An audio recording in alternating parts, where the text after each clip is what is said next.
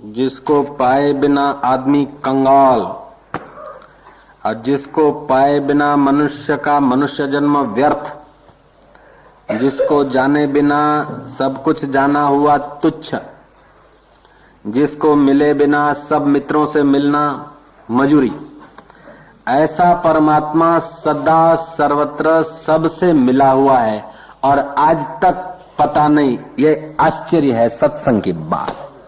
क्या बात!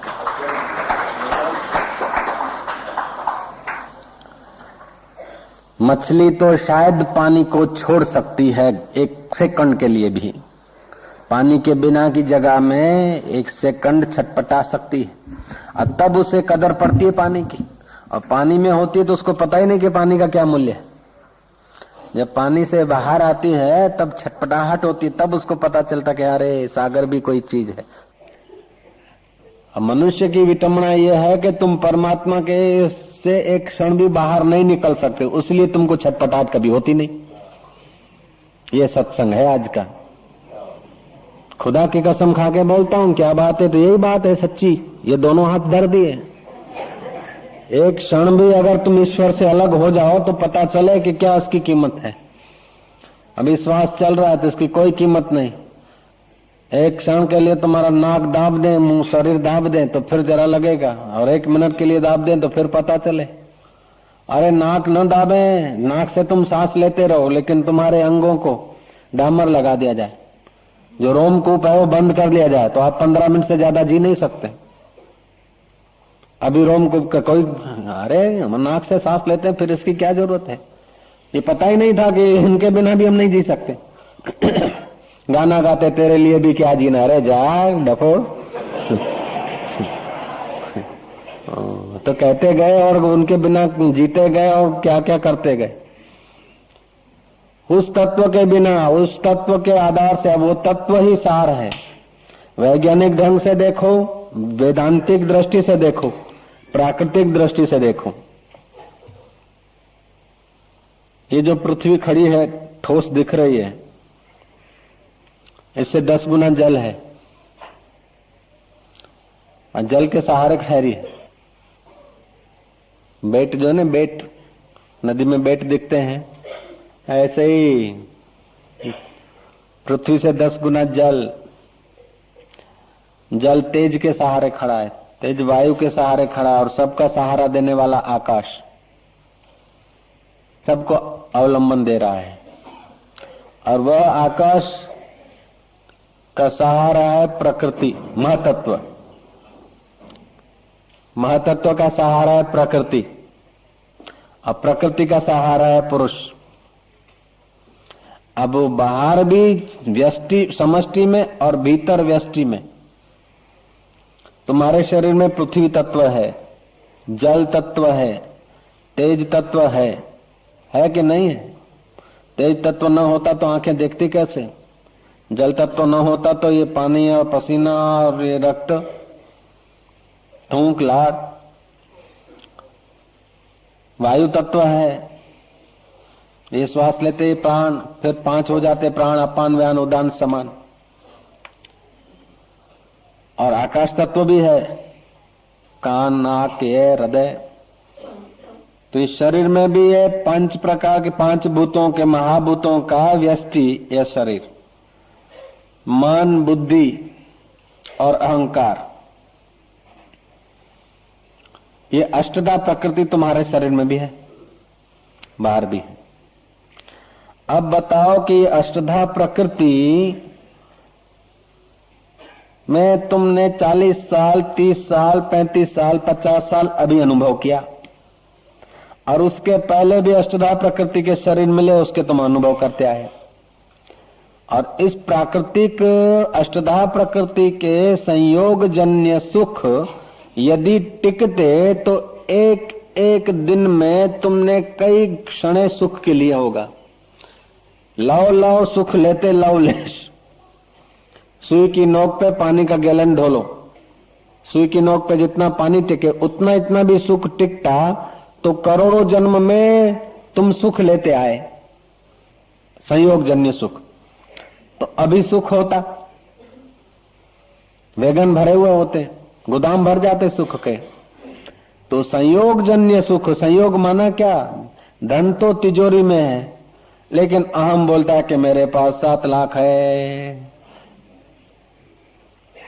मकान तो जमीन पर है, लेकिन अहम भावना करता है कि मेरा मकान 3 मंजिल का है। पुत्र तो बाजार में घूम रहे हैं, मेरा बेटा है, तेरा बेटा नहीं है, वो तो सुख का बेटा है। लाडी में सुख मिलेगा तो उसका पीछे जाएगा, गाड़ी में मिलेगा तो उसके पीछे जाएगा, डाइवर्स में सुख देखेगा तो वो भी कर देगा। बेटा सुख का है, तेरा बेटा नहीं। लेकिन सुख उस बेचारे को पता ही नहीं, संयोग जन्य सुख में जीवन बिता रहा है। तो ये जो संयोग जन्य सुख है, इन संयोग जन्य सुखों से आज तक हम यदि सुखी होते तो सब आदमी तृप्त होते। जो वास्तविक सुख है उसको तो पीठ किया, और जो सुख से दूर लिए जा रहे हैं उसके पीछे हम पड़े। मैंने बताई थी वो मुर्गी की कहानी कि वैज्ञानिकों ने क्या करा कि मुर्गी अंडे देकर बच्चों को बना रही थी, बच्चे से हो रही थी। बच्चा जब निकलने को था, बच्चे की मुद्दत पूरी हुई, मुर्गी ने चोंच मारी, अंडा फूटे और बच्चा निकले। उस घड़ी क्या करा विज्ञानियों ने कि मुर्गी ने अंडा को तो चोंच मारी, अब बच्चा जो मुंह बाहर निकालता है, अपनी चोंच बाहर निकालता है, तो विज्ञानियों ने क्या करा कि असली मुर्गी हटा दी और उसके आगे बतख रख दी, बच्चे के आगे। और बच्चा को फर्स्ट इंप्रेशन पड़ा कि ये मेरी माँ है। बच्चा बतख के पीछे जाने लगा, और बतख पानी के तरफ जाती है और बतखों में घूमती है, इसका तो भाव नहीं पूछती, फिर भी ये चीं चीं चीं चीं चीं करके उसके इर्द गिर्द मंडा रहा है। वो माँ बेचारी जो असली माँ है, वहां वो अपने पंख फैलाकर बुला रही है। उस पिंजड़े में पड़ी पड़ी कर्रा रही है माँ,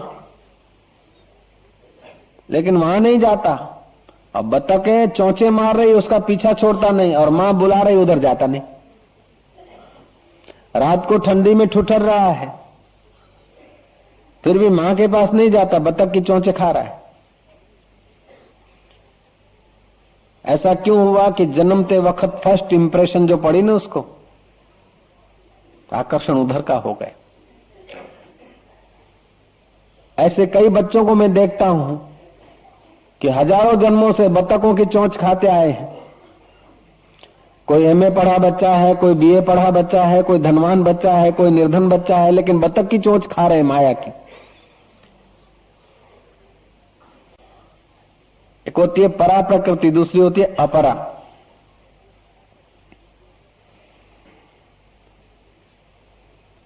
तो जैसे बतख और मुर्गी, ऐसे परा और अपरा, विद्या और अविद्या।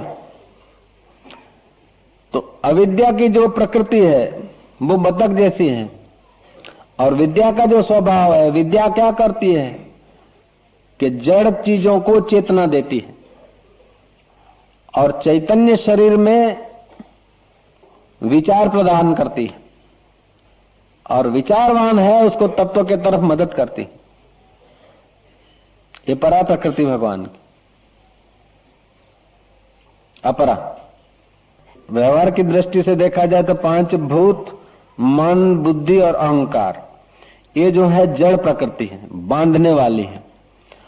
और जो है भगवान की परा प्रकृति जो है, जिससे संपूर्ण जगत धारण किया जा रहा है, जीव रूपा प्रकृति, वह जो है वो प्रकृति योग की दृष्टि से देखा जाए तो चिदावली भी है, चित्त शक्ति। वो चित्त शक्ति चैतन्य की सत्ता से, चैतन्य की सत्ता में रहती, जैसे पानी के बल से ही सेवाल रहती है, जीती पानी को ढकती है, ऐसे ही वो परा प्रकृति पानी स्वरूप चैतन्य का, तत्व स्वरूप चैतन्य का सहारा लेकर ये जड़ प्रकृति को चेतना देती। वो चित्त शक्ति न हो तो ये तुम्हारा अष्टधा जो शरीर है, ये जड़ प्रकृति का, उसको चेतना नहीं मिलती। एक है जड़ प्रकृति, दूसरी होती है जीव रूपा चेतन प्रकृति। तो जड़ प्रकृति में अपना सामर्थ्य नहीं, लेकिन भगवान की जो चेतन प्रकृति है वो उसको सत्ता स्फूर्ति देती है। और चेतन प्रकृति और भगवान में ऐसा अभेदत्व है जैसा दूध और दूध की सफेदी में, फल और फल की रस में,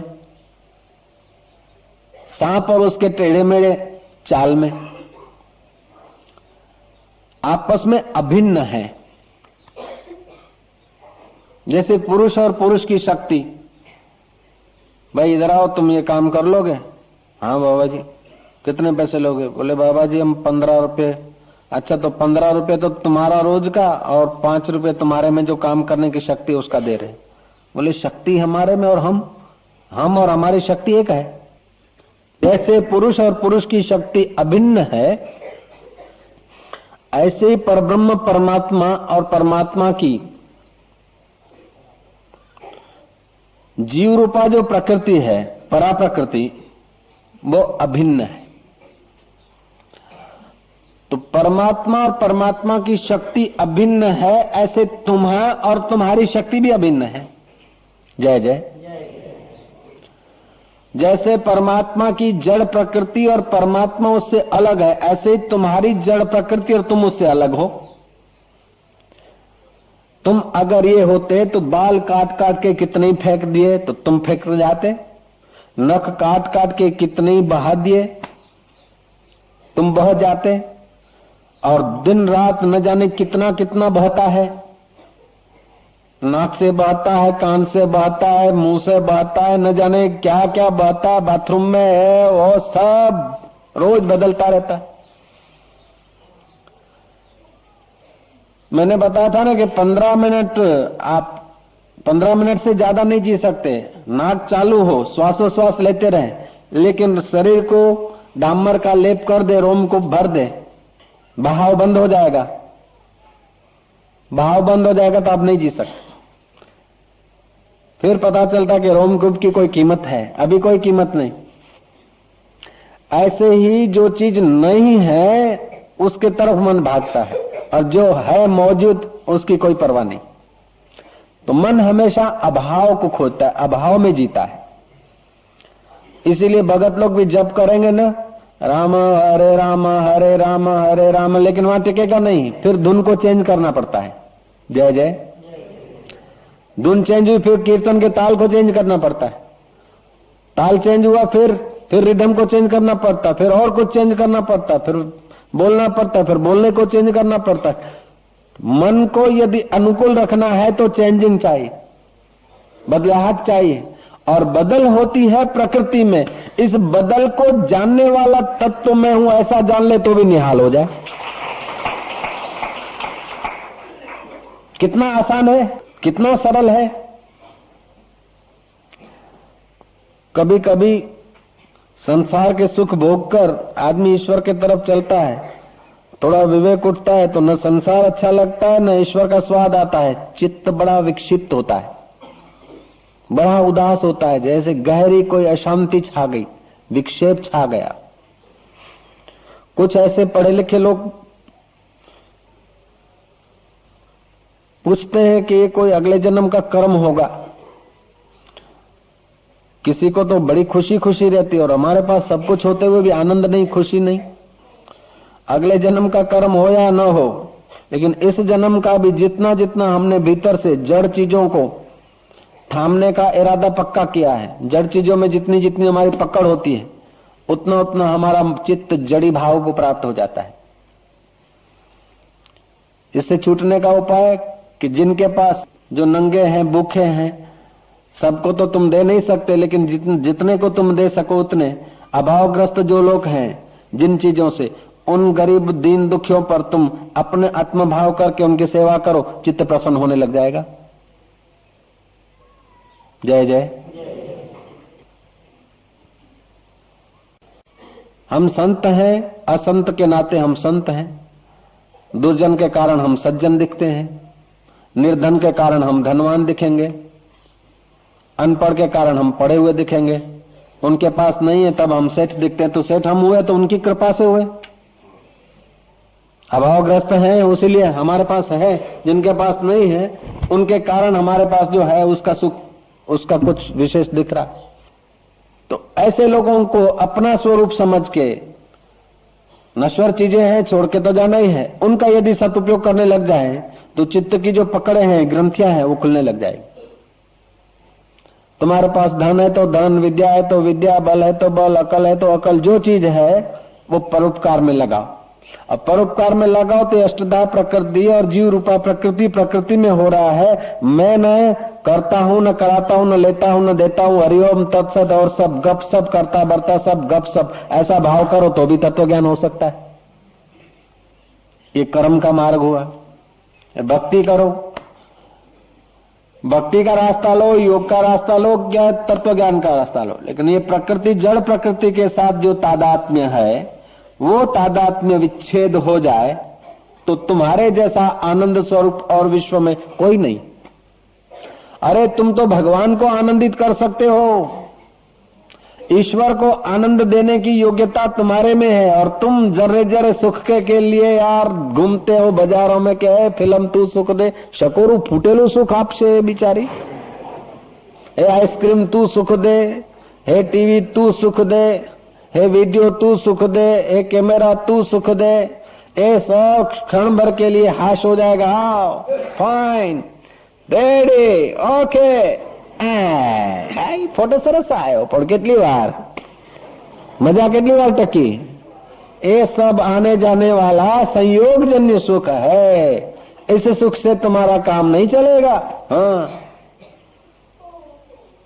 इस सुख से तृप्ति नहीं होगी, इस सुख में कोई सार नहीं। कभी कभी तो पुण्य करते समय अहंकार हो जाता है। जो कर्म करने से अहंकार घटीभूत हो जाए, अहंकार घन होता है, वो पुण्य कर्म भी अशांति दे देता है। और कभी कभी तो पाप कर्म से भी शांति आने लगती है। हेतु पाप कर्म नहीं होता, अपराध होना, गिर जाना अपराध नहीं है, गिर जाना प्रमाद है, और गिरकर न उठना अपराध है। फिर से समझ लें, गिर जाना अपराध नहीं है, प्रमाद है, ना समझी है, गलती है। गिर जाना प्रमाद है, लेकिन गिरकर न उठना ये अपराध है। चित्त विक्षिप्त हो गया, ऐसा गलती हो गया, ये हो गया। कभी कभी गिरावट भी तुम्हें ईश्वर की कृपा से किनारा दे देती।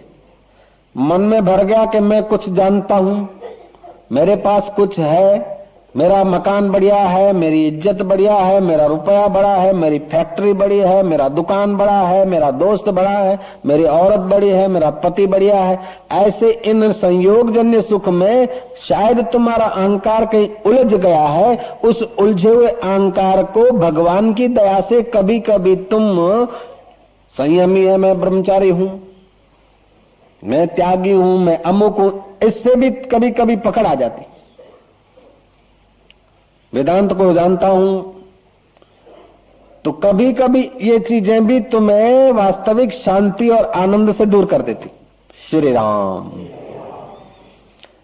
आदमी खड़ा था नदी किनारे, इधर उधर देखा और रेतीले तट पे खड़ा था, रेती बही और गिर पड़ा, नदी में गिर पड़ा। इतनी देर तो चिंता कर रहा था उस पार कैसे जाऊं, डूब जाऊंगा डूब जाऊंगा, और वो गिर पड़ा, फेंफू हुआ थोड़ा, बहाव ने उस किनारे लगा दिया। बाहरे वाह, जिंदे डरता था, अकड़े खड़ा था, चिंतित खड़ा था, बहाव ने उस किनारे लगा दिया। तो ये हुआ ईश्वर की अहेतु की कृपा, सरिता का स्वभाव। ऐसे ईश्वर का कभी स्वाभाविक कृपा, महात्मा की स्वाभाविक कृपा होती है, आदमी उस किनारे आ जाता है। तो कभी कभी अपराध होने पर भी अहम टूट जाता है, और अहम टूटा तो आदमी इस किनारे आ जाता है। ध्यान देना, कभी कभी हम अपने को सज्जन, सुखी, धनवान, अमुक अमुक मानते हैं तो भीतर से भारे खम हो जाते, ईश्वर से दूर हो जाते हैं, सहजता, सरलता, स्वाभाविकता से। तो ऐसी चोट लगती है, ऐसा कोई अपराध लगता है कि अपने में जो सज्जनता थी, जो सेठपना था, जो विशेषपना था, वो बह गया तो उस किनारे हम लग जाते हैं। मैंने सुना था ना सुबह, रामानुजाचार्य कहते हैं कि ईश्वर के उपयुक्त जो भी शरीर है वे सब मनुष्य है। फिर जटायु हो, गिद्ध हो,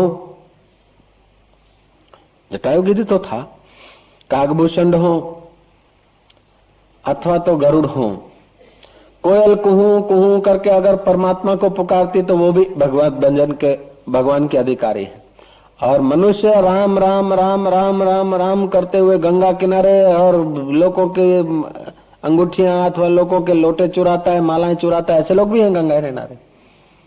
राम राम जपते, माला घुमाते 3-3 घंटे, और कौन आया, कौन सुंदर है, कौन असुंदर है, वो देखने को लोग खड़े होते हैं। गंगे माता की जय करते जाते हैं, यात्रियों से बातचीत करने के लिए गंगा माई की जय कर रहे। जय तो है लेकिन हेतु शुद्ध नहीं।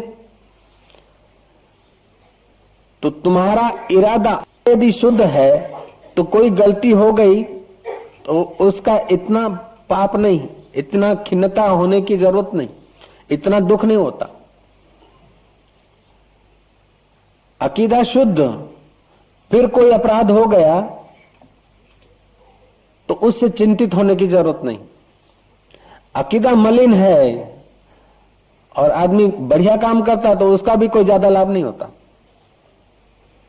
तो हम अपनी नीयत को न बिगाड़ें, और नीयत बिगाड़ते सुखी होने के लिए। जय जय। सुखी होने के लिए नीयत बिगाड़ते हैं हम लोग। नीयत बिगाड़ने से संसार के सब सुख मिल नहीं जाते, और मिल भी गए तब भी वो लोग सुखी नहीं होते। तो खामखा अपनी नीयत बिगाड़ के बेइज्जती करना, भगवान के आगे, अंतर्यामी के आगे बेइज्जती कराना अपनी।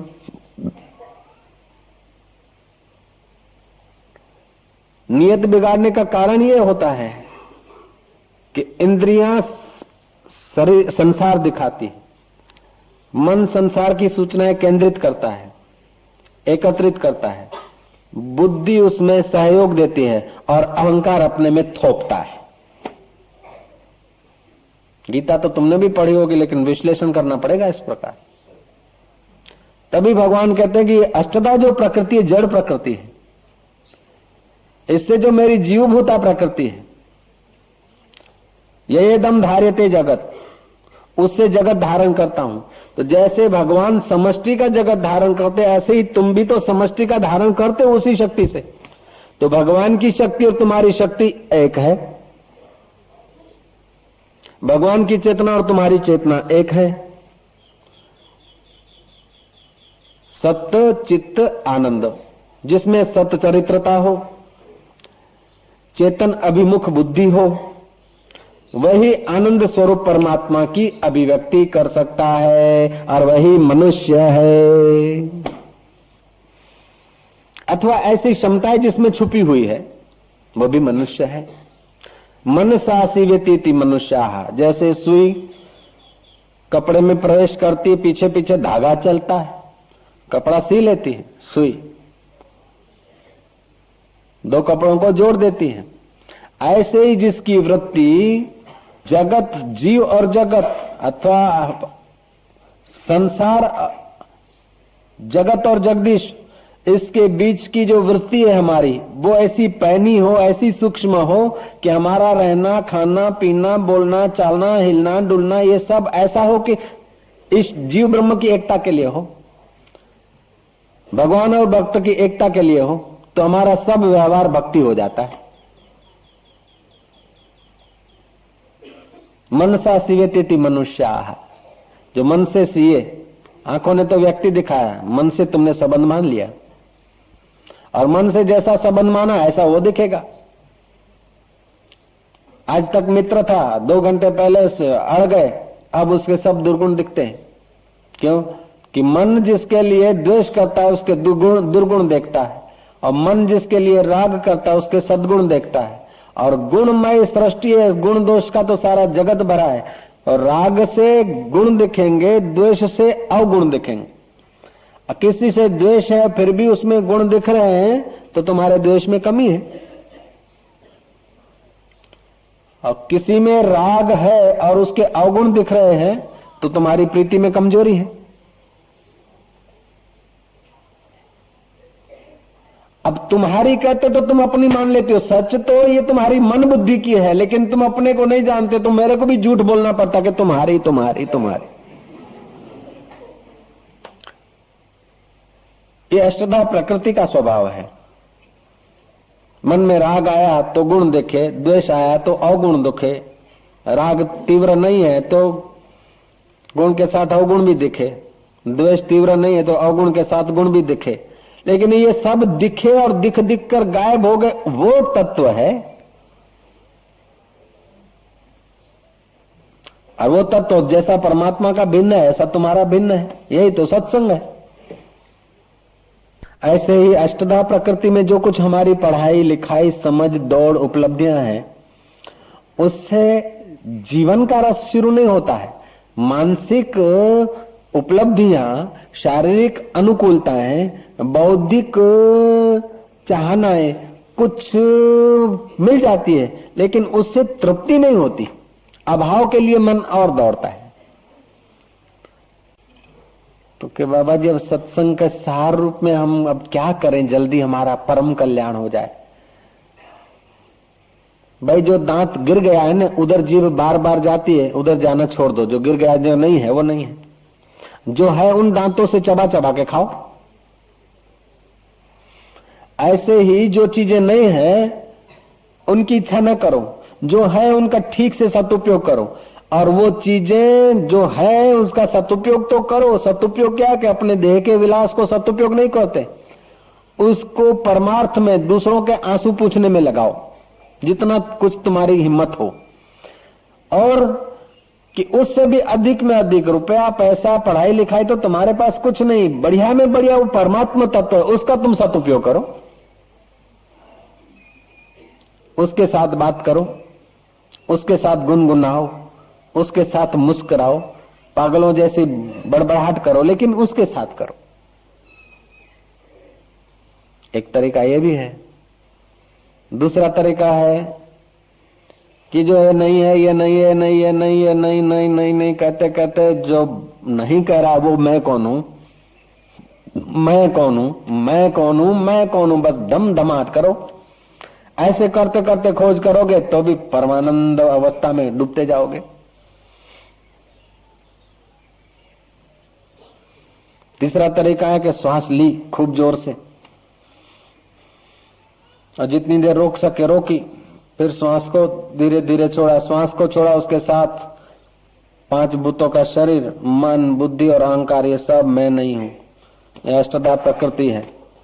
अब भगवान उससे भिन्न है, उसके साक्षी हैं, दृष्टा है। जैसे भगवान दृष्टा है, ऐसे इनका सबका मैं दृष्टा हूं। फिर श्वास लिया, रोका, जप किया, जब छोड़ा तो अष्टधा प्रकृति की मान्यता अपने में जो घुस गई थी वो छोड़ दी। युक्तियां तो कई है, लेकिन दुर्भाग्य की बात है कि हमको जो सदा साथ में उसको पाने की तड़फ नहीं। जितना हेत हराम में उतना हरि से होए, कहे कबीर वा दास का फिर पला ने पकड़े कोई। ये जो नश्वर चीजें हैं उनमें जितनी प्रीति है, उससे आधी भी यदि राम के प्रति हो जाए तो आदमी निहाल हो जाए। मैंने बताया था, स्वल्प पुण्यवताम राजन विश्वासों नहीं बजाते। पुण्यों की जब कमी होती है तो आदमी का विश्वास खो जाता है। तो अनंत अनंत जन्मों के बाद एक मनुष्य जन्म मिलता है जो पुण्य पाप मिश्रित होते हैं। अब अनंत अनंत संस्कार हैं, करोड़ों जन्म में तुम्हारे किए हुए सुकृत भी हैं और किए हुए दुष्कृत भी हैं। अब सुकृत और दुष्कृत जब दोनों सम लेवल में आते हैं, अधिक सुकृत है तो ऊपर की योनियों में, और अधिक दुष्कृत है तो नीचे तिर्यक, गधा, कुत्ता, भैंसा, पेड़ पौधा, कबूतर, चिड़िया आदि, खिसकोला, छछूंदर, बिल्ली, कुत्ता आदि आदि योनियों में जाता है। जब आदमी के पुण्य और पाप बिल्कुल ठीक ठीक समकक्ष होते हैं तो मनुष्य बनता है, व्यक्ति जीव के पुण्य पाप सम होते हैं। अब उसको जैसा संयोग मिले, दुष्चरित्र वाला व्यक्ति मिले और जड़ चीजों के तरफ आकर्षण दिखाने वाला संयोग मिले, जैसे वो विज्ञानियों ने अंडा फूटते ही बतख दिखा दी, ऐसे ही हमारा जन्म में कोई बतख दिखा दे तो हमारा जीवन बतख की तरफ जाता है, और कोई मां दिखाने की बात कर दे तो मां की तरफ चल पड़ता है। श्री राम। अब जन्म के वक्त तो तुमको किसी ने बतख दिखाई या मां दिखाई तुम्हें पता नहीं, चलो, लेकिन अभी तुम अपने मन को रोज सुबह मां दिखाओ, बतख न दिखाओ। रोज सुबह अपने मन और बुद्धि को आत्मज्ञान की बातों से ही प्रसन्न करो, तो जैसा संग होगा ऐसे अनंत जन्मों के जो सात्विक संस्कार हैं वो जग खड़े होंगे। तो एक हिस्से की बहुलता होगी तो दूसरे हिस्से में जो रस बट रहा था, नाश हो रहा था, वो रस सब इधर आ जाएगा। जैसे जमीन में गन्ना बोया है, मिर्च बोया है, गन्ना इतना घाटा बो दो